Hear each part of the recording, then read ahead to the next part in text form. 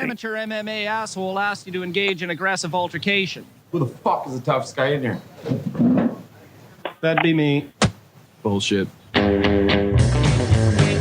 It's Thirsty Thursday, and that means we're once again hanging out the produce stand, a podcast paying tribute to the great Canadian show Letterkenny.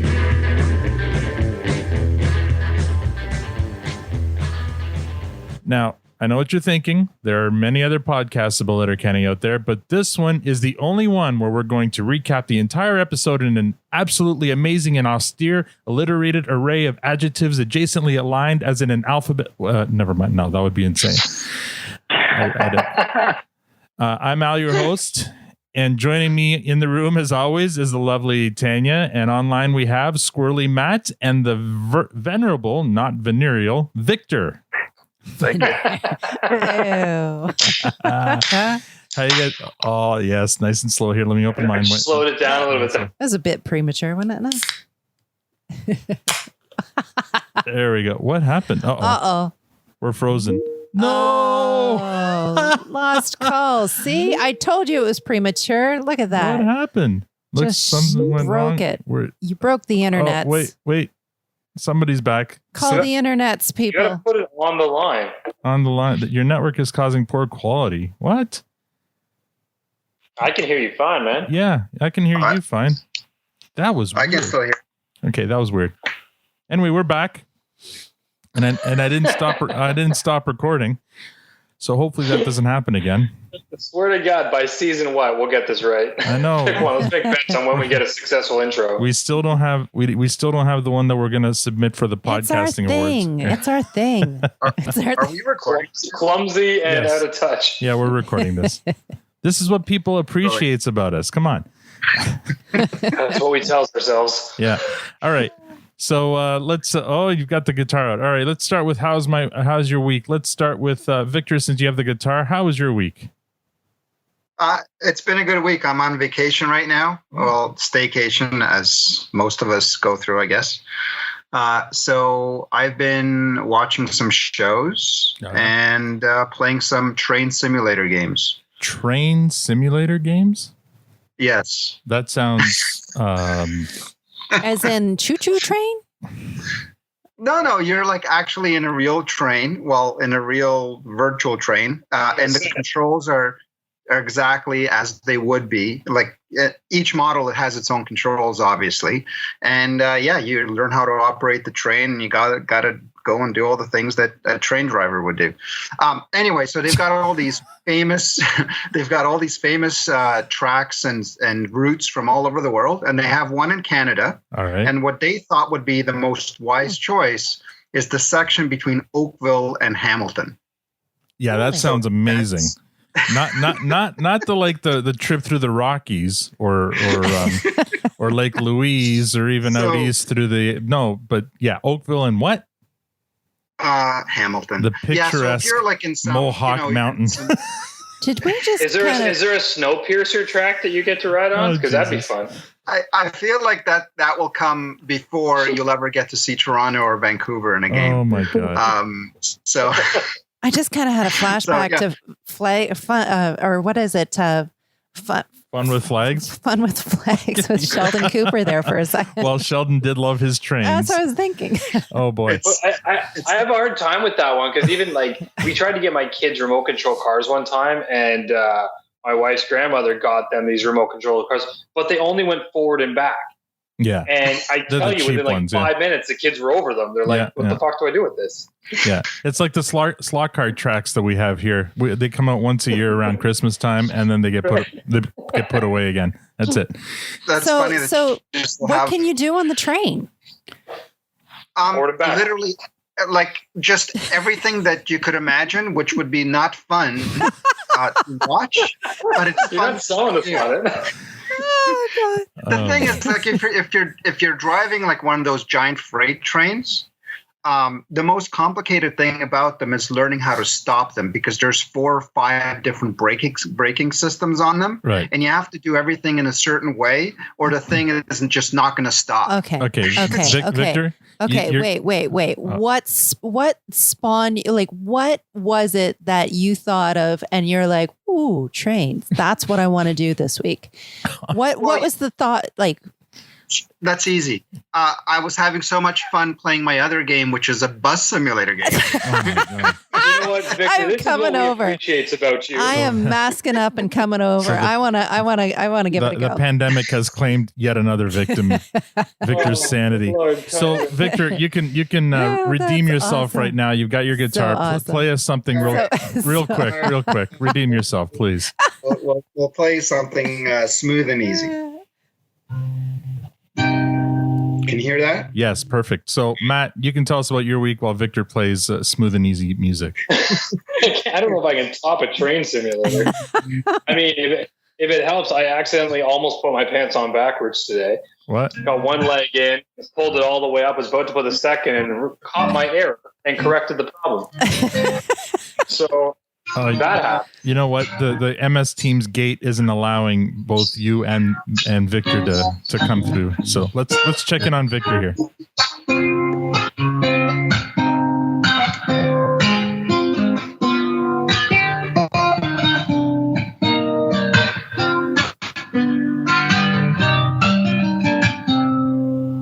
Anyway, that's enough. That was beautiful.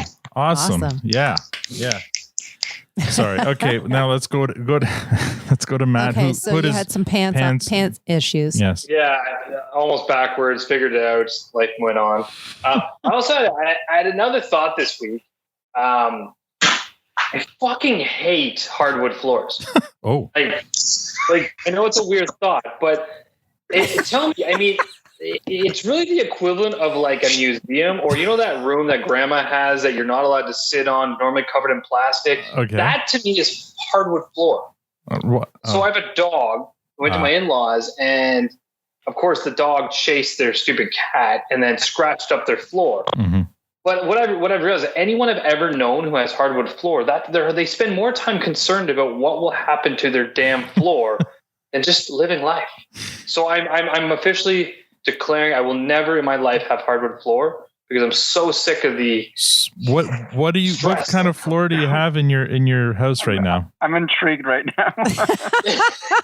Is it sand? Is it concrete? No, it's tile, ceramic tile in my kitchen, and then it's old hardwood in my living room.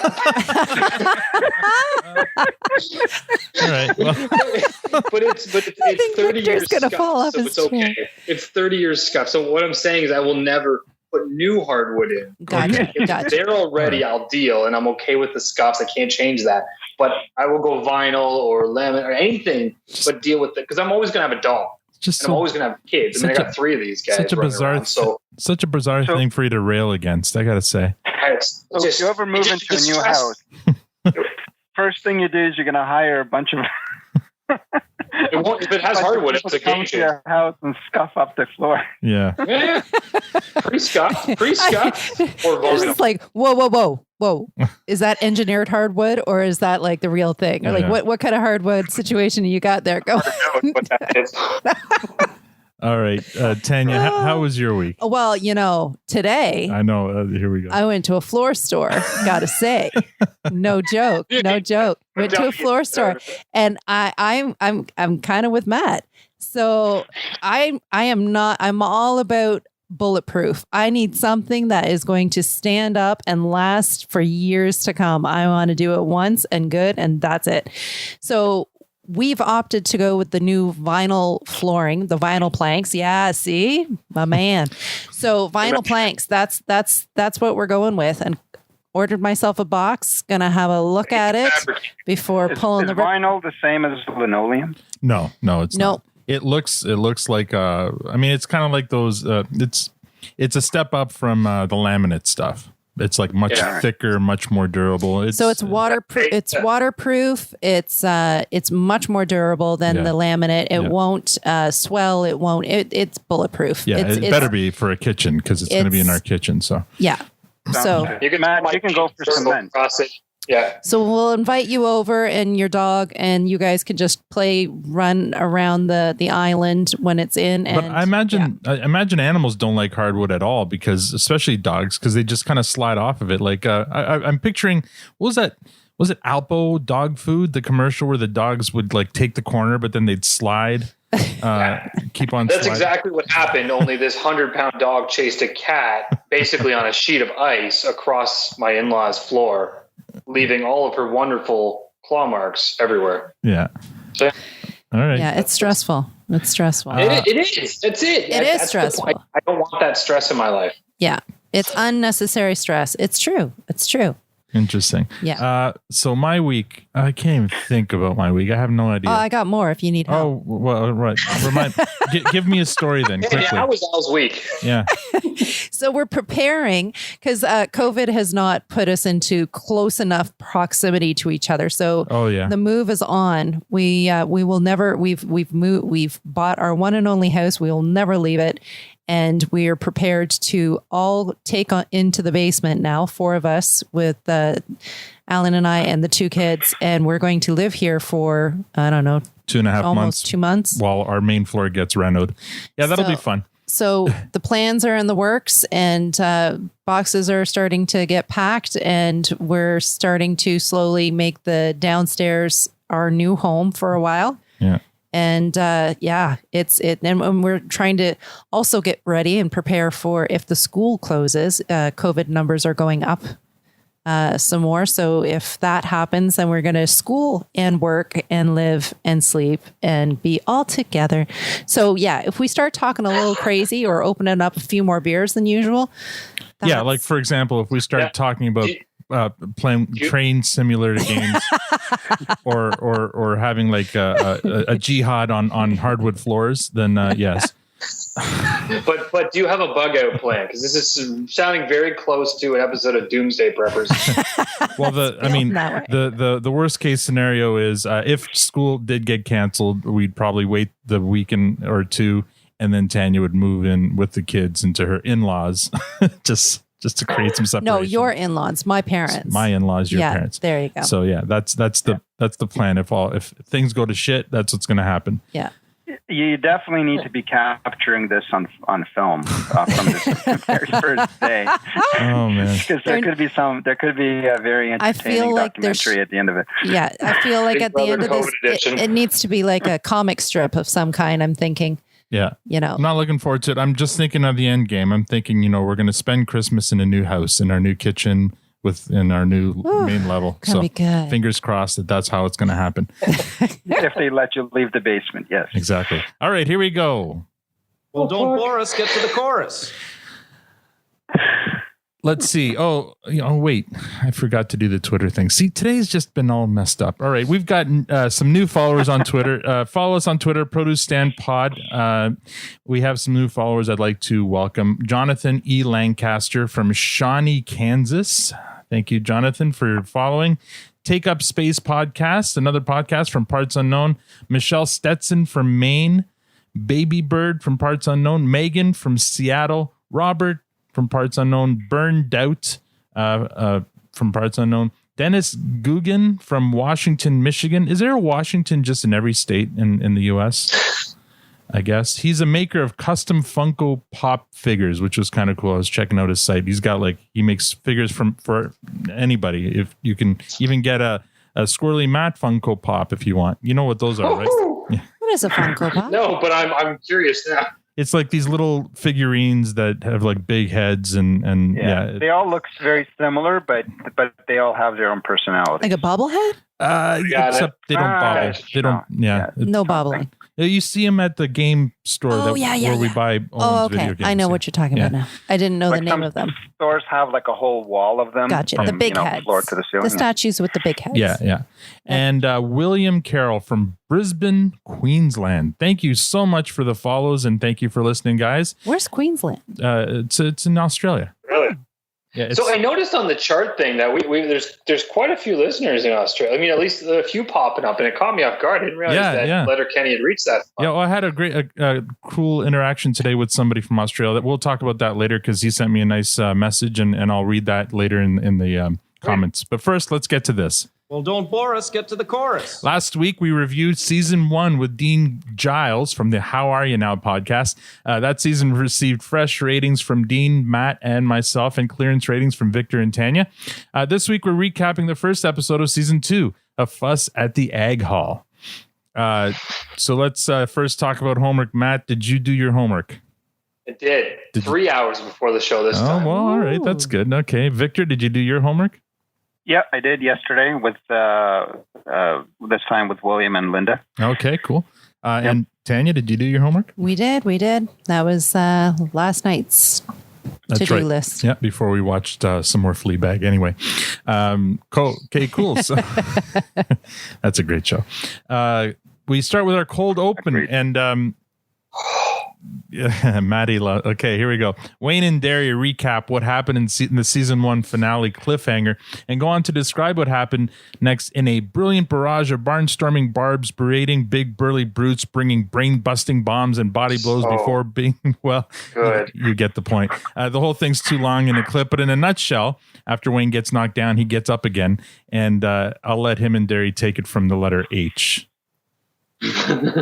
Have at her. Hock the haymaker. Instantly. Irk the idiot. Jackass. Out juke the jerk, out jab the joker, out jam the juice head. Okay. King Kong threw a karate kick that kind of caught you in the kisser. Loser. But that legend Lady Luck was lingering and left you with only a lovely little lump on your lip. Mint. But maybe mention you may use MMA, Mr. Muay Thai. Nincompoop. Knees are unnecessary. Over it. Okay, onwards. Please. You outpunched the prick, outplayed the peasant, pushed proper pugnacity on the pinhead, left him praying for peace while Peter Piper picked a peck of pickled peppers. Quickly. He got queasy, wanted to quit. Folks were quoted as quietly quipping he looked like a quirky quackish queen on Quaaludes. Right. Roughed up the rook, wrecked his reality, ruined his rep. Super. You socked the sucker, slammed the Sally, secured the scuffle by successfully out-scrapping the skirt. Tremendous. You took over the tiff, out-tangled the tosser, tough titties on that trade, you twit, no truce. Unreal. Utterly. Violent. Very. Wonderful. Well, whatever. Exceptional. Exactly. Oh, man. Yeah.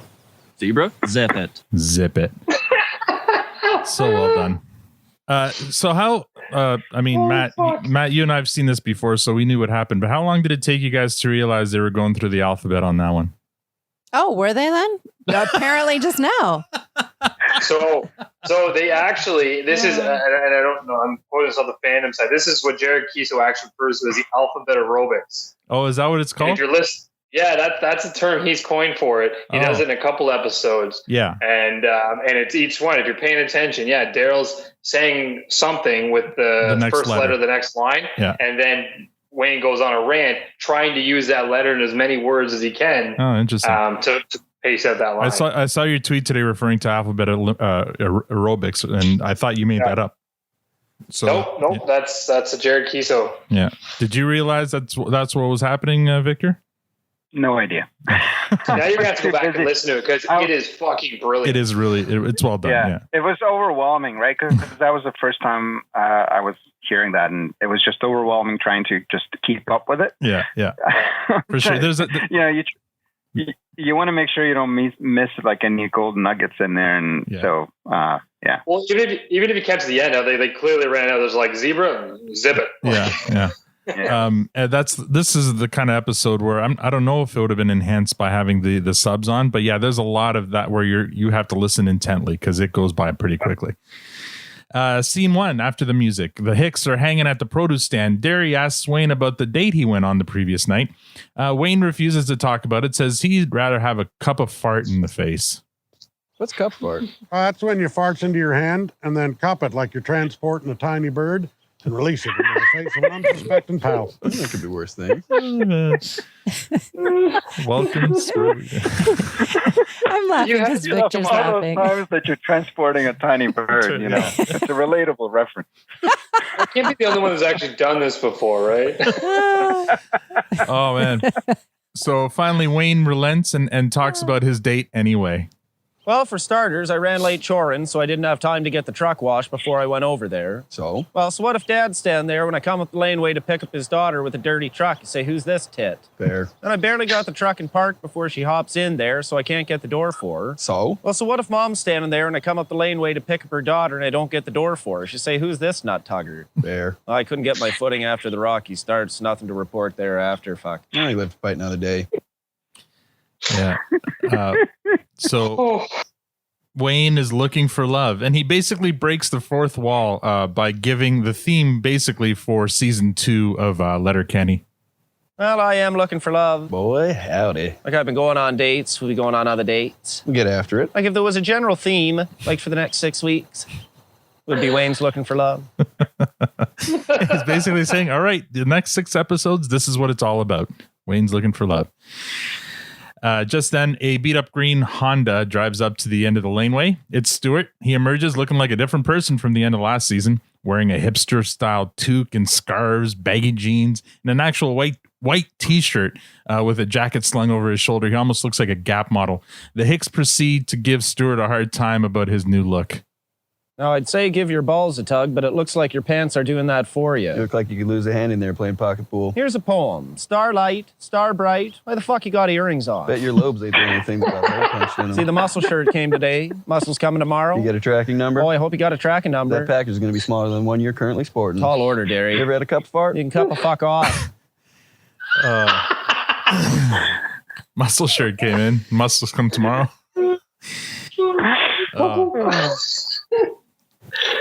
It's so, I mean, this episode is like, and it just keeps going. It's like lyrical brilliance. Yeah, it's almost Shakespearean in our time. This episode, they certainly did hit their stride with the dialogue.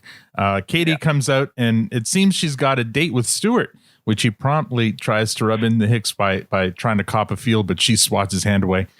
Stuart opens Katie's door like a gentleman in front of a visibly bothered Wayne. Then they drive off, and Squirrely Dan calls him a polished turd. Seconds later, the hockey players pull up to the produce stand, and the Hicks hit him with the sweet revenge, quoting the exact same lines they hit Wayne with in episode 1 of season 1 after his breakup with Angie. Heard about you and your sweetie, buddy. Heard she cheated on you, buddy. That's a real kick in the knackers, bro. Just a real ouchie, bro. So That was nice. yeah, it was a nice little callback there for anyone who was paying attention. Full circle. Yeah. The hockey players don't say anything. They just drive off, dejected and flipping the Hicks off. Derry wonders whether the fact Stuart opened the car door for Katie won him any points with Wayne. Wait, did Stuart get points for opening Katie's door? Johnny Cash could have stepped out of that shit box, and I'd still say, why is it not clean? I swear to God, the more Wayne speaks, the more he sounds like an old man in a 20-year-old's body. He's wise beyond his years, man. Or grumpy beyond his years. The Hicks argue over whether they should go to a meeting at the Ag Hall. I know McMurray's meetings can be a bit of a chore. Even worse when Mrs. McMurray's there. The Eggs Hall's as much ours as anyone else's, and we should be there for the important decisions making. Squirrely Dan, you'll be snoring within the first 5, and I bet as many bucks on it. Well, I had my coffee today, so I will take that bet. You don't need to shake. I trust you. Wayne doesn't shake on the bed and Squirrely Dan thinks it's because he cupped a fart.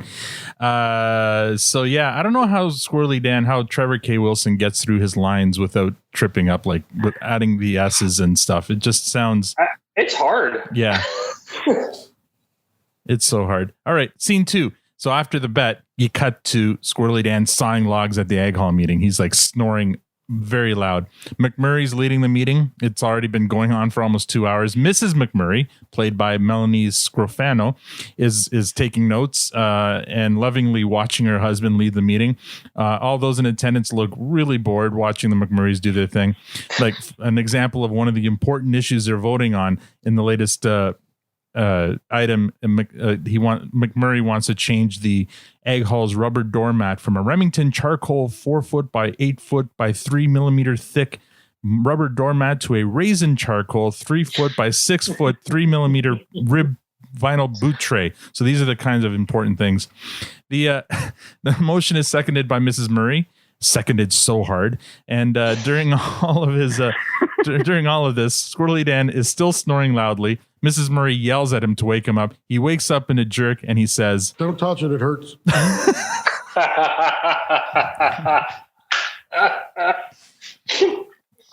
Squirrely Dan can get the most laughs out of the fewest words. He's so good. that line reminded me of the tuna in your dick hole. Same kind of thing. Like, don't touch it, it hurts. Like the comedic timing is so spot on in everything he says. Squirrely Dan pays Wayne for the bet he just lost. Next motion is to move the coat hangers from the rear of the hall to the front of the hall. Wayne tries to speed things up by prematurely seconding the motion, but he ends up actually achieving the opposite. There is a tried, tested, and true system at work here. And as president of the Agricultural Hall, I must demand it be respected. One member makes a motion. Then another member then seconds that motion. Second K. K, not a second. Well, it's the second time I said K. So you second the motion? You want to know what? I'm all out of seconds, bud. So it's not a second. Well, it's just taking too many seconds is what I'm saying. Well, you only have to second once. All right, give me a second. So are you saying that you second or that you need a second? No, 1 second. All right, Wayne, you shall be given 1 second. Whilst Wayne is taking 1 second. I second the fucking motion, McMurray. Now move the fucking coat hangers. Oh, thank you, Wayne. May the secretary note that I, McMurray, motion to move 1 dozen coat hangers. Move the fucking coat hangers myself. Fuck's sake. Wayne gets up out of frustration, moves the coat hangers himself, thus moving them on to item 30 of 39. That would totally be me, man. Like, yeah, me too. I get so fucking. I mean, we work in the corporate world. Yep. And just putting red tape on things and bullshit I'm like, fuck, just do it.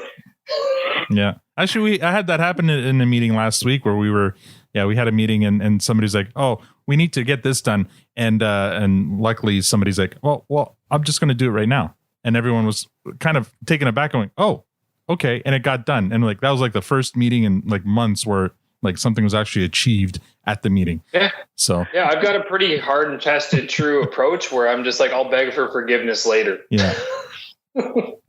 Oh, for sure. Okay. Next scene, outside the Ag Hall meeting, the Hicks leave the meeting and are approached by Jim Dickens, played by Alex McCooey, who applauds Wayne for calling McMurray out on his bullshit meeting antics. The Hicks ask Dickens what he thinks they should do about it. Dickens makes a suggestion in his unique way. If Wayne runs for Ag Hall president, I'll give him 1 vote right here, $1 vote here. See, now that sounds a bit dramatic to me, Jim. No, I don't think that's such a bad idea. That not sound a bit dramatic to you? I'd back that. Well, it's bloody Shakespearean. It'd be usurping the throne. I'd back that like a spinal cord. It just sounds dramatic to me. Take the pelvis. Jim! Tell you what, Jim. I'll think on it.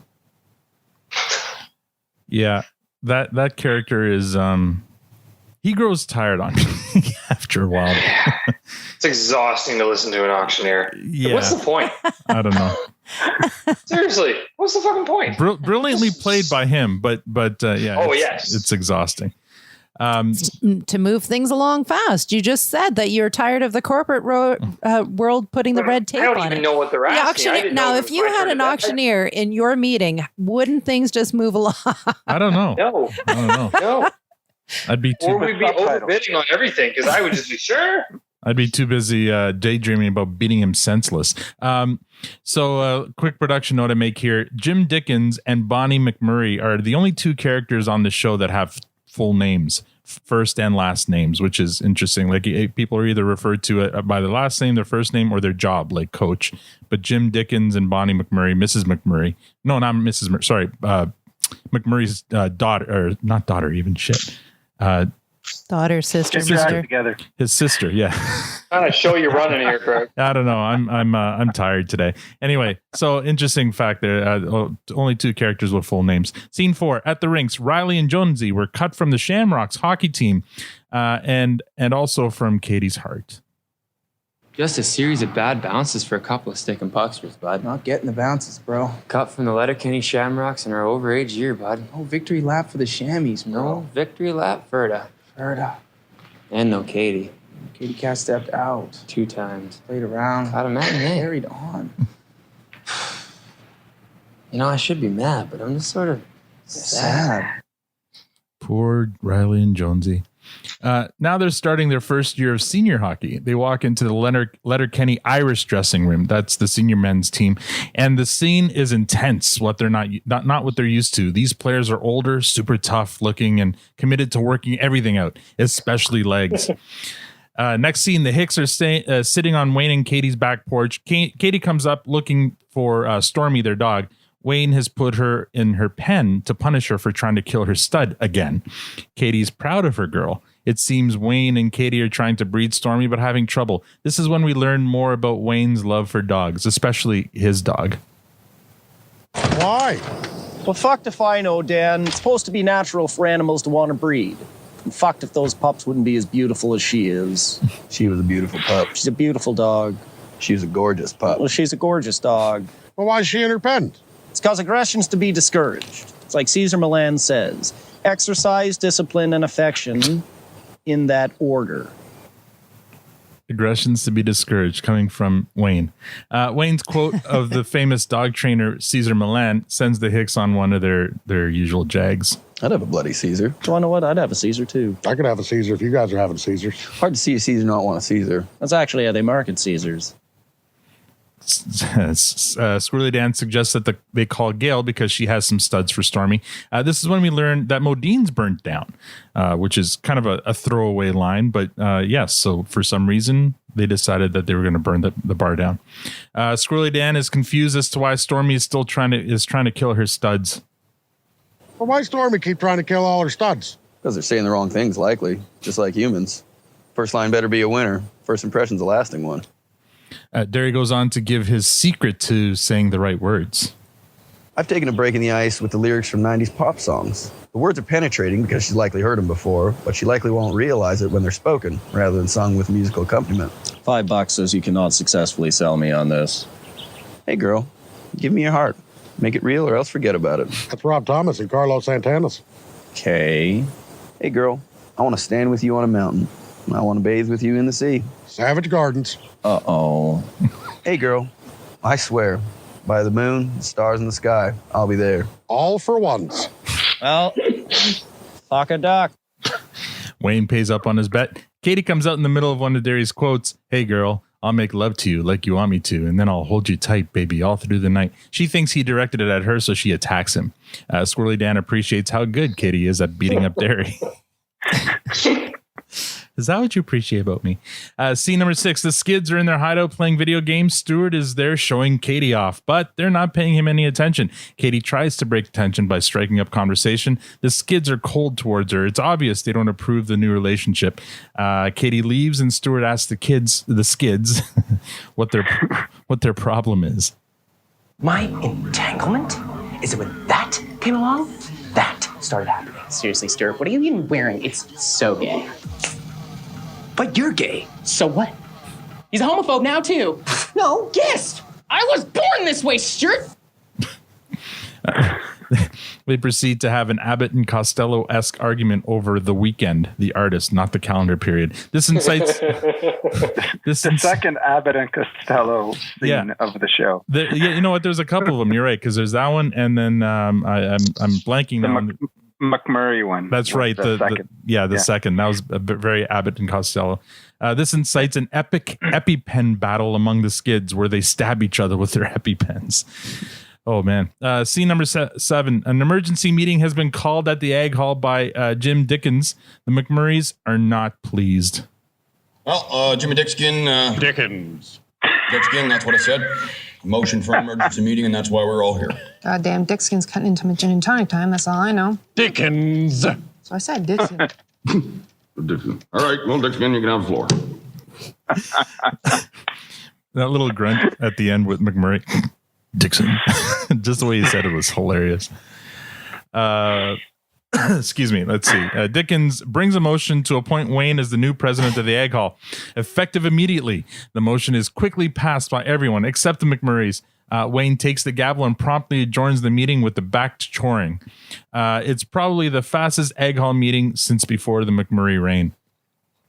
Next scene, Jonesy and Riley are feeling out of their depth in the senior men's hockey dressing room. The main characters there, Bart's, which is played by Alex Spencer, Yorkie by Stephen Husler, Schultze by Andrew Hinskin, Fisky by Jordan Johnson Hines, and Boomtown by Boomer Phillips. They try and Fisky's from Suits, by the way.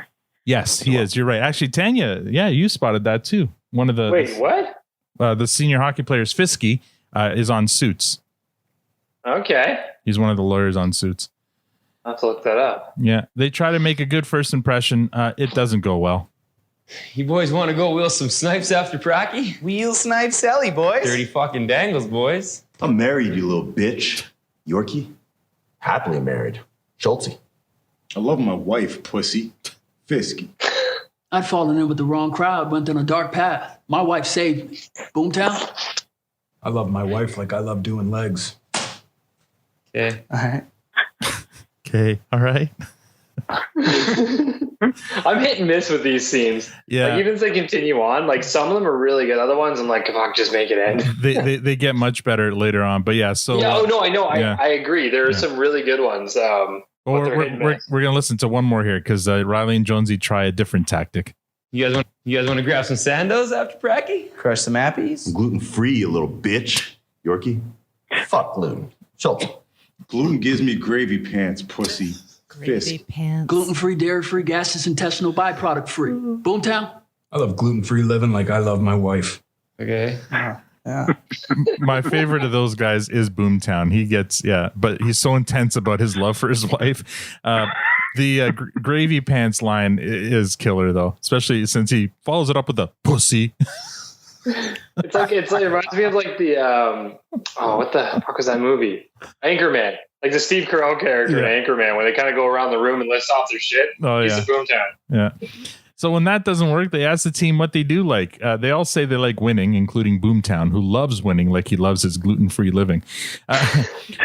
Riley and Jonesy get desperate, so they propose a game of dinker ball. So you grab your dink or your ball. You scrunch it up in your hand, and then someone has to guess whether it's a dink or ball. Dinker ball. Fucking serious right now? We don't see your junk, Schmelt. Put your junk away, Schmelt. Schmelt? It finally dawns on Jonesy and Riley that on this team, they're the Schmelts, or the rookies. The seniors propose a game of their own. The Schmelts reluctantly agree. So, remember the way they used to treat the rookie on their own team? Gotcha. Now they're the rookies. Now they're the Schmelts. Now, you walked away from that scene a little quickly. I remember just thinking, and again, I'm sitting there with William and Linda, my son, my wife, thinking, please don't show us. Please don't show us. Oh, yeah. Please don't show us. And they showed us. It was, yeah. I mean, it's shocking. I didn't pause to examine. We just went on, but the point is, it was still shown, and then they moved on. I didn't skip the EpiPen fight. We did that. Sorry, I'm getting production notes from Matt.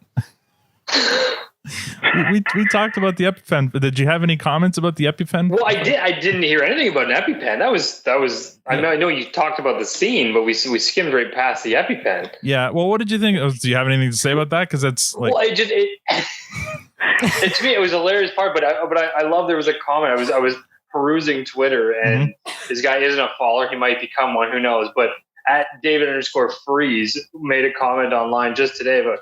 Letterkenny takes place in Canada and not the U.S. by how many EpiPens they're willing to stab each other with or stab each other with. You lose your house doing that here. That's hilarious. That's awesome. That's so true too, though. I guess it's true. We take that for granted. So I had that. I was waiting to use it. I'm like, did we skip the fucking EpiPen? Oh man, no, that's good. Funny. I'm glad you brought that back. The EpiPen fight, and I wouldn't even have thought of that. No, you're right. I like so good though. I wonder how much an EpiPen costs in the States. Oh, now I gotta Google. Yeah. Okay, get on. Have you ever been curious? I mean, not that we would ever stab ourselves with EpiPens, but I've been vaguely curious. We were genuinely, all three of us were confused as to what was happening during that. And we were all looking at each other, what's happening right now? What are they doing? What's the choreography here that we're missing? Yeah. So you just made it all come together. You still didn't know. Yeah, no, they were basically stabbing each other with EpiPens. God forbid a Bid B show up after. Yeah, no, totally did not understand what was happening. Holy Hannah. Uh-oh. Today, the cost for an EpiPen kit is over $700. Holy crap. How many does that get you? One moment, please. Let the Google continue. I wonder what you'd pay for that here. Probably like, $30 for to fill the prescription. Dispensing fee. Yeah, the dispensing fee. Sounds like a good business venture, that's for sure. Wow. Yikes. All right. Stuart, next scene. Stuart arrives at the Skids' hideout and is confronted by the others. They have decided to kick Stuart out of the group. Devin informs him that this is not his basement anymore. It's Devin's basement. Next scene, back at the Letterkenny Irish dressing room, the players are seated in a circle on the ground about to play Duck, Duck, Goose. But it's not the version Riley and Jonesy played in their 4 to 6 year old hockey camp. When the seniors yell out Goose, they drop trow and rip farts into Riley and Jonesy's faces. The poor hockey players are left sitting on the floor wondering how they got there. The seniors go off to do more legs. And looking for wet naps. Yeah, yeah, that's right. Looking for wet naps. Next scene, the Hicks are at the produce stand when the newly homeless Stuart pulls up needing a place to stay. Wayne refuses, but Katie overrules him with one of his own words of wisdom. And so here's a Wayne's word of wisdom, but it's delivered by Katie. The man asks you for help, you help him. Stuart can stay for a couple of days. That's 48 hours max, and he deems that acceptable.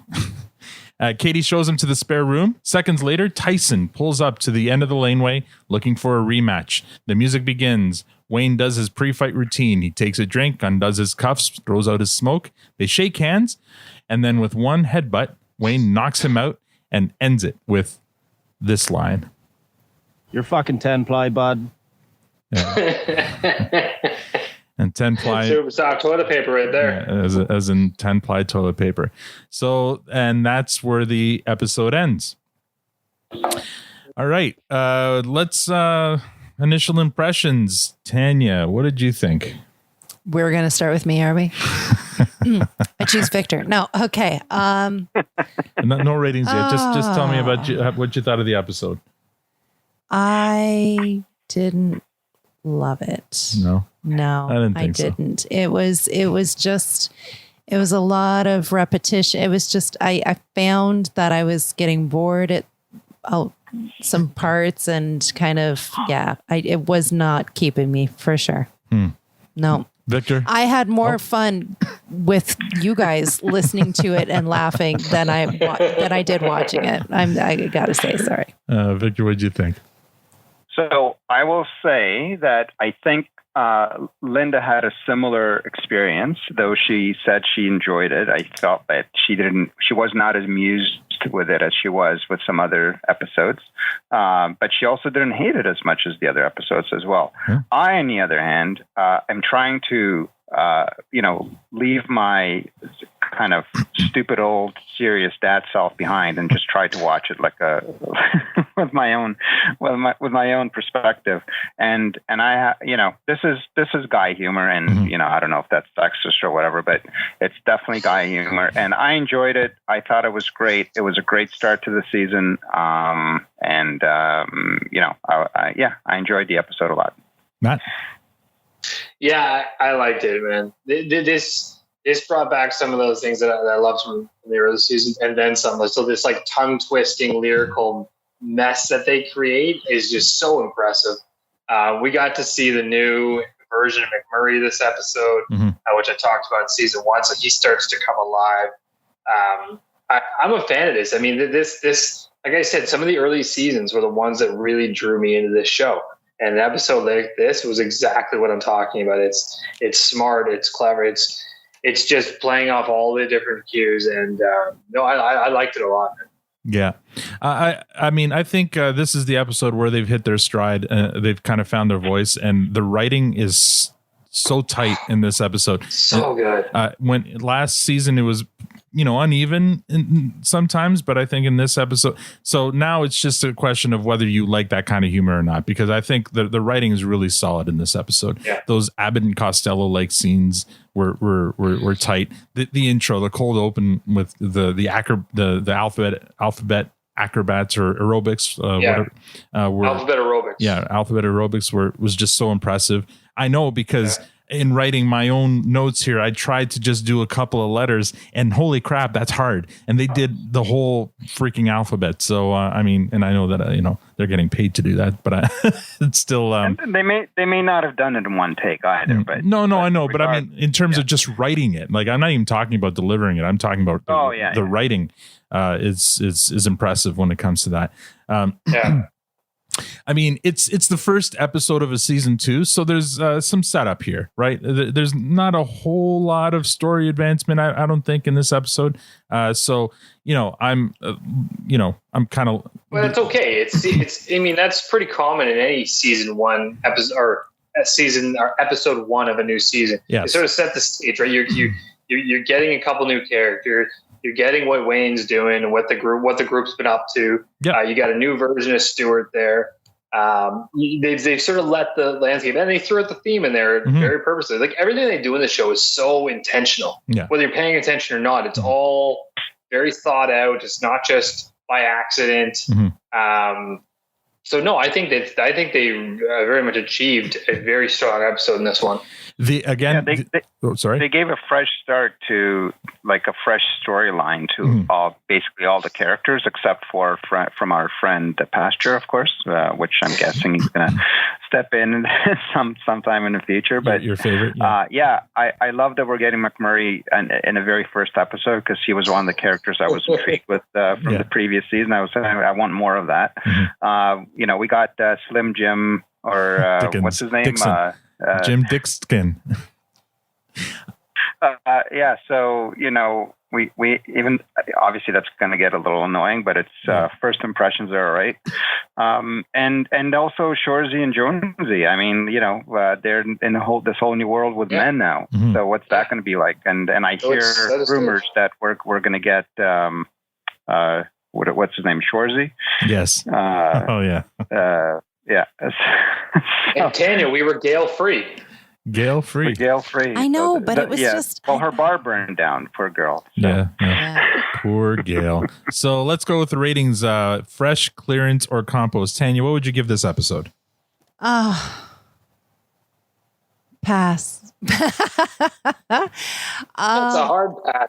It just, oh boy, it just didn't. I wish I was excited as you guys. You can give it a Stewart rating if you'd like. Stewart. What is his options? Wondrous. Wondrous. What's the first one, and then what are the other two? Oh, I don't know. I don't know. I mean, it's okay. It's the first episode of season 2. I didn't love it. I really did. There was some little bits here and there that were okay. Okay. Dear Lord. You know, I'm going to your stop. opinion is your own. I know. Yeah. It's not, there's no right or wrong. Clearance. Okay. Oh, wow. That's setting a bar. No, you know what? Compost. I didn't. Right. No. Vic, you just talked her down. What the hell, man?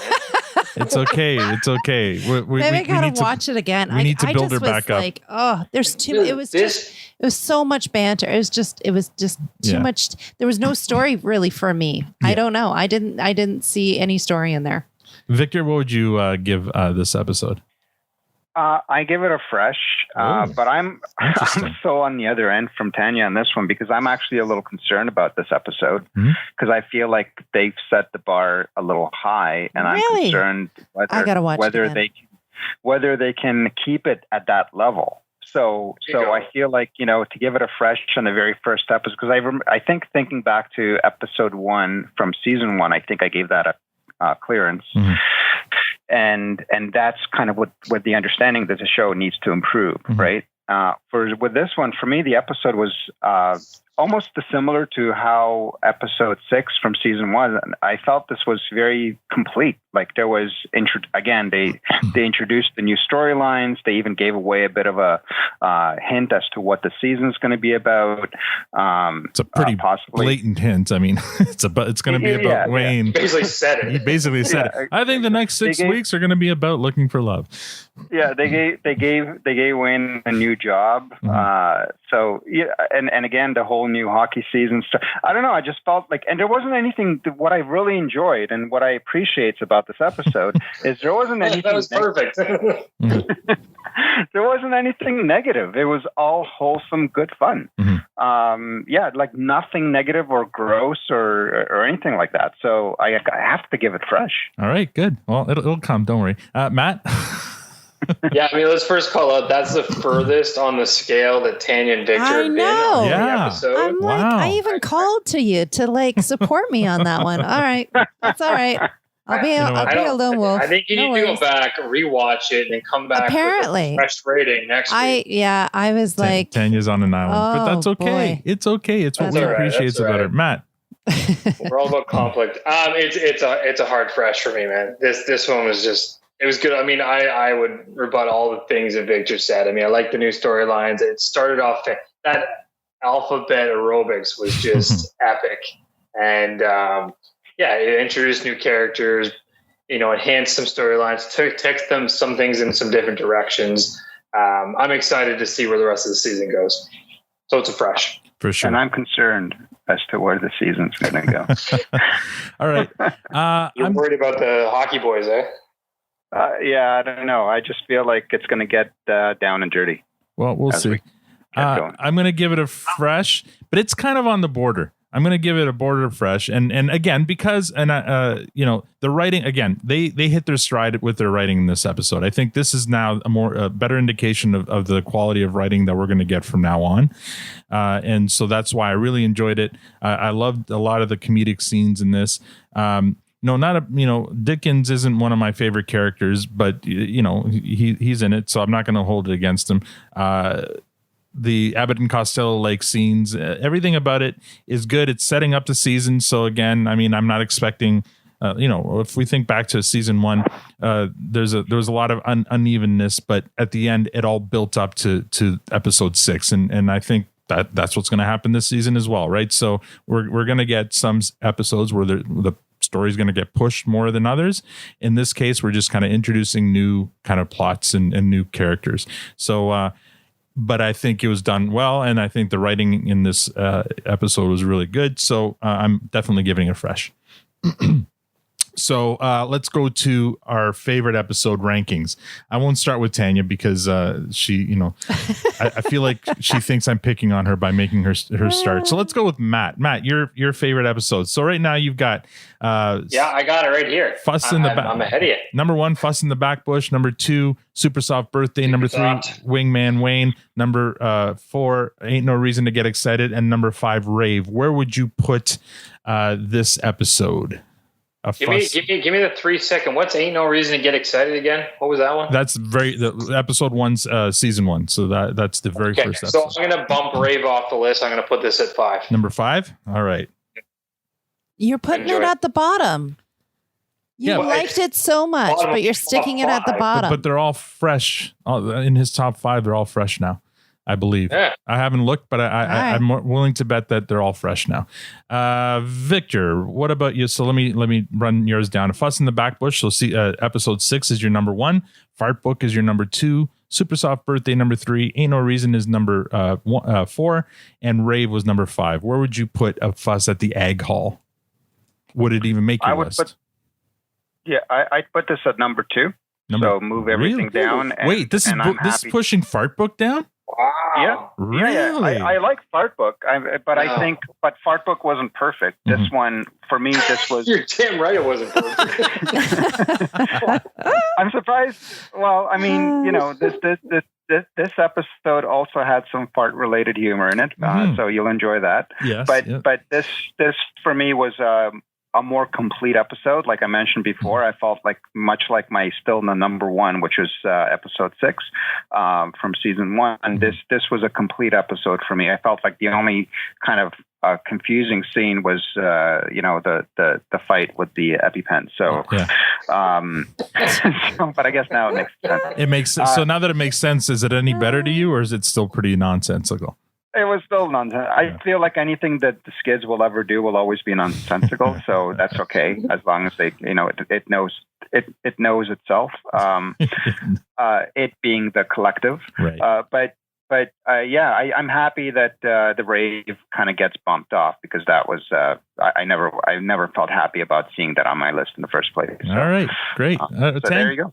Tanya, have I given you enough time now? Yep. So let's see. Number 1, you have Fuss in the Back Bush. No need. Okay. It's not going on the list. No, not at all. No. Wow. No.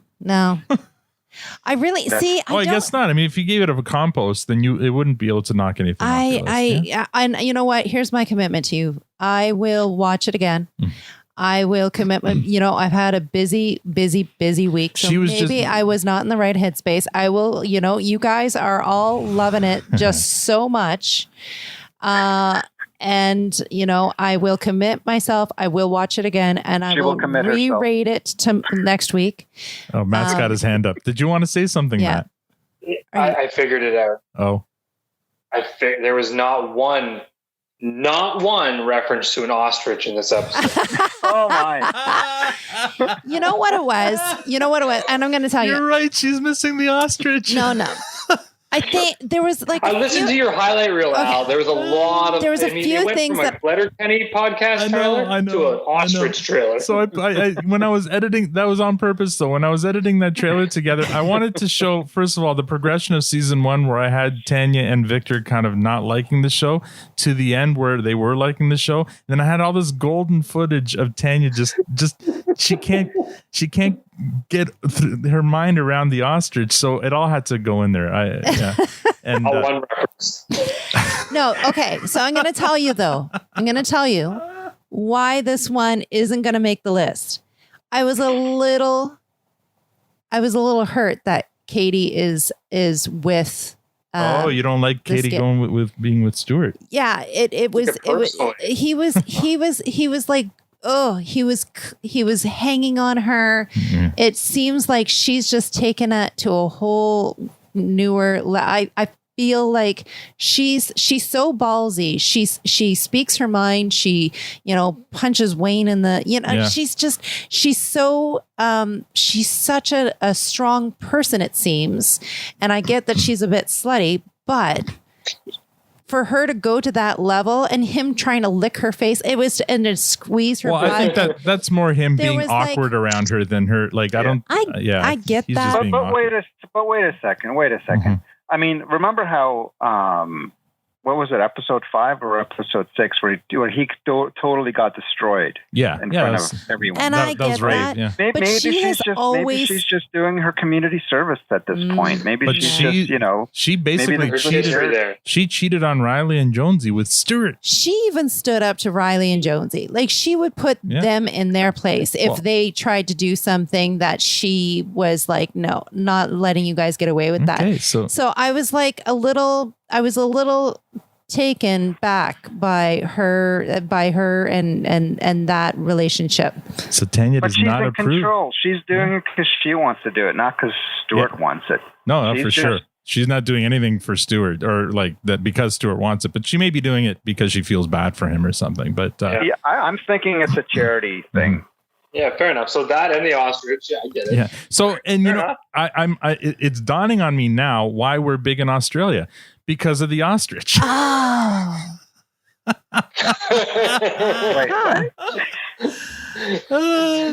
Aren't there ostriches in Australia? Or am I mixing them up with kangaroos? I'll let you know next week after I watch some more videos. Those are kangaroos, Al. No, I know there's kangaroo, but we're ostriches predominantly. Are they not also in Australia? I'll get you Tanya's going to look it up. I'll get you a little Google.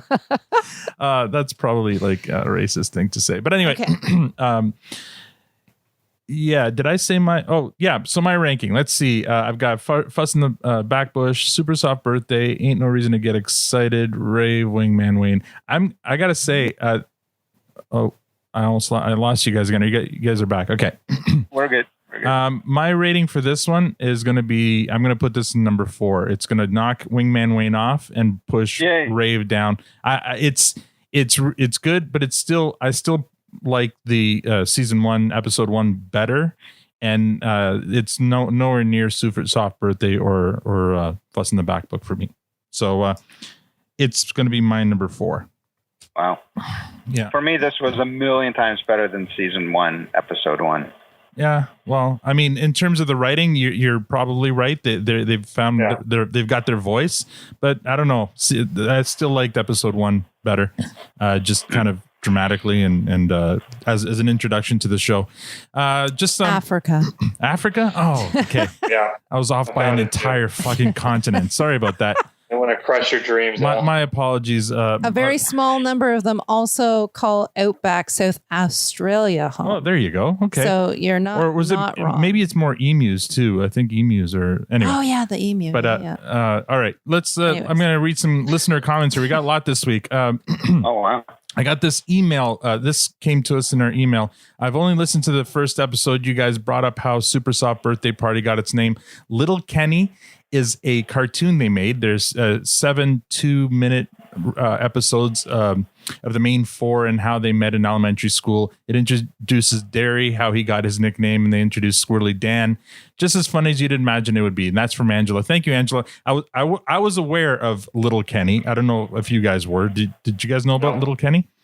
Yeah. Nope. So I haven't watched any of them yet, but yes, it's basically it's kind of like what Corner Gas did, except it's a cartoon of all the Letterkenny, well, the Hicks anyway, as kids. So Angela here says that we would learn about Derry, a little bit more about Derry and Squirrely Dan. So I'll have to check it out. It's again, I haven't watched it yet, but it is something that I've been meaning to watch. Thank you, Angela, for your email and for listening.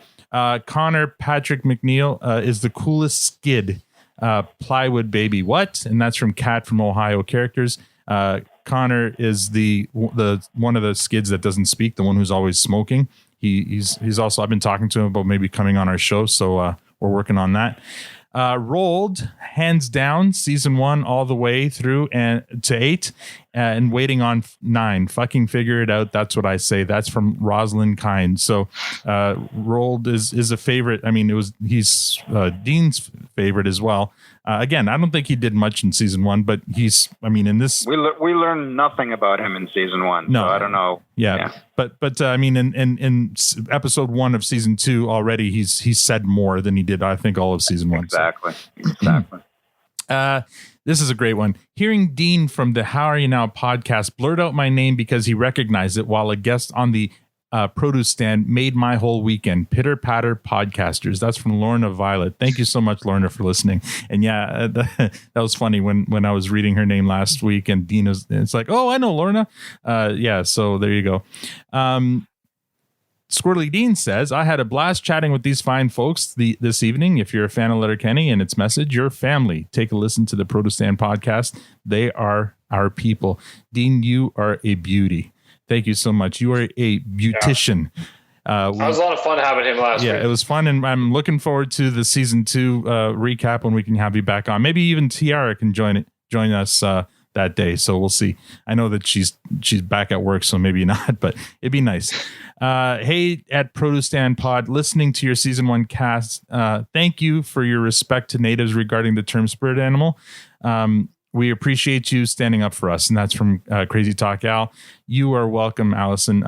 Obviously, there was no question that I had no idea about it. So when I learned what it was about and why it's wrong, I definitely had no problem taking it down. Just finished getting caught up with the last 2 podcasts. Victor coming around. Very nice. Very cool. Great shows. And welcome back, Squirrely Matt. You were missed. Dean was great. Your show turned me on to his show. Telling Dean to take off 20% was hilarious. And that's from Jason Cutler. That was a lot of fun. I'm surprised I'm not listening to the Produce Stand podcast show again right now. I suggest you let that marinate. And that's also from Jason Cutler. We like you, Jason. Keep on listening. And then this came through Facebook. We have a page on Facebook as well. Yeah, we do. I didn't mention. I haven't mentioned it yet, but I put it up there. It's kind of hard to have it on there and not have like our personal profiles attached to it. So I've tried to do it so we're not attached to it. But this came from Hayden Redding. Big fan of the podcast. Wanted to say good day from Barossa Valley in rural South Australia. Love all your guys' take on the show and plenty of laughs. And so that spawned a nice little conversation I had with Hayden back and forth on Facebook. He's a drummer. He we had a nice chat. He was thinking he wants to start a Letterkenny podcast from an Australian point of view, and I was kind of giving him some tips and what he needs equipment wise. So who knows? Maybe we can get him on as a guest here too. It'd be pretty tough though, because when we record here, I looked it up. I think it's like 12 hours.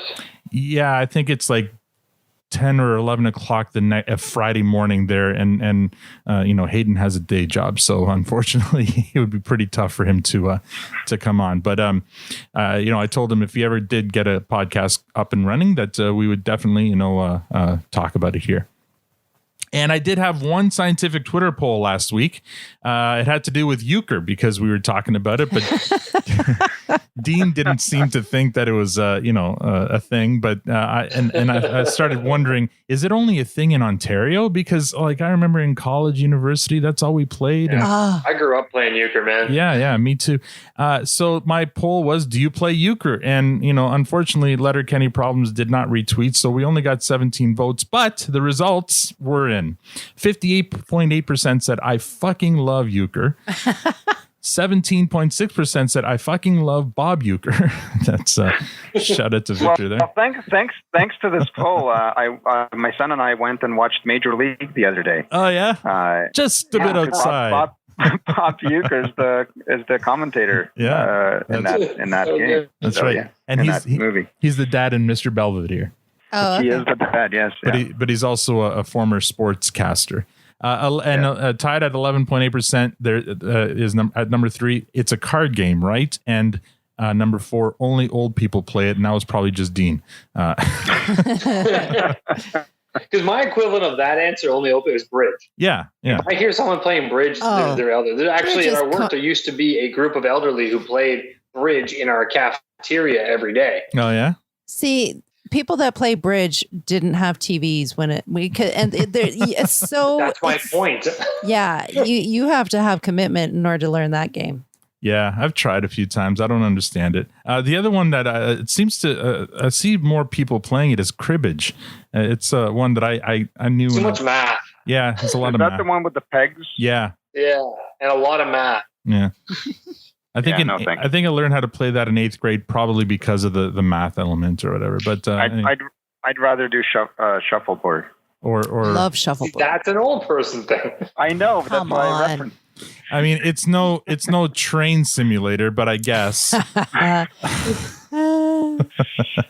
Oh, so lovely. If you try it, then you're gonna. Well, you may still move on. All right. Anyway, thank you all for your comments and keep them coming. Thank you all for following us on Twitter and on Facebook. And I hope Hayden continues to listen to us after we butchered where animals come from. I know. I'm so sorry, Hayden. So we had a great chat, and in fact, he's a drummer, and so we exchanged band links. And he shared with me a video of his band playing on some Australian, like I don't know if it was a TV show or what it was, but anyway, they were pretty good. They're kind of like I don't know. They had like a bit of a Green Day vibe to it. He's the nice. Yeah, it was pretty good. So yeah, it sounds like he'll continue listening. So hopefully he'll hear this and appreciates our shout out. Any final thoughts before we wrap this up? Let's start again with Victor. Oh boy. Yeah. So I love the episode. I hope they did not peak. Because that would be really disappointing, and especially for Tanya, I guess, because I don't think we have a rating lower than compost, so we may have to create one. No. Yeah, I'm really looking forward to the next episode. Matt. Yeah, I mean, this season, if I recall, was one of my favorites. Tanya, I need, you're a bit of an enigma. Hopefully we can crack the code that is your entertainment value. I don't know. But hopefully this season brings out some of that, and we'll see. But I'm looking forward to it. Tanya? I will get off of the mic and watch it right now. while I edit and upload the episode. Anger. You know what I think it was? We watched it right before we watched an episode of Fleabag, and I know she was excited about Fleabag, so maybe that was it. Maybe She was like, Fleabag is a different caliber show. I know. Come on, you can't watch those things back to back. Yeah. Fleabag is a wonderful show. It's also an award-winning. Like I'm not, it's not. They're just two different categories. Oh gosh, yeah. Oh yeah, no, they're not even similar. No, for sure. I will watch it again. You guys are you're very loving this one, so very loving.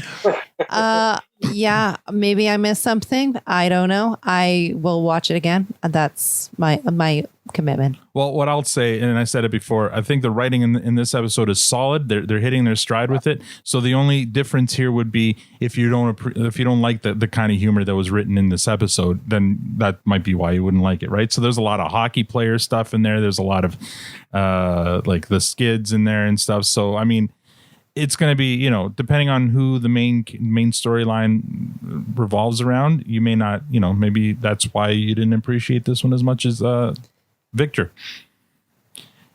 So anyway. Well, yeah. Those are fair comments, but I want to remind you that those are not the reasons that Tanya shared. So I think that it will be interesting to get her perspective after she gives it a second viewing, just to see. And by the way, you can stay with your rating, but you're also allowed to change it. It's not written in stone. So if you watch it again and you feel that, exactly. Yeah. Matt went against his true feelings just to spite us, but that's all right. He already broke the charge. Had you seen Fart Book? No grudges. It's all good. So yeah, give it a second viewing and see if it changes your mind. If it doesn't, that's cool too. All right. I'm going to wrap this up here, or I'm going to play a track from this show. It was The Luckiest Man Alive by Anakin Slade. And that's all we have for this episode. Next week, we recap episode 2 of season 2, The Election. Please rate us on iTunes if you like the show. Follow us on Twitter at ProduceStandPod. We also invite you to visit our website, ProduceStandPod.com, for other episode recaps and a list of our favorite episodes. Thank you for joining us. Now it's closing time, which means, girl, you don't have to go home, but you can't stay here. From all of us at the Produce Stand, good night.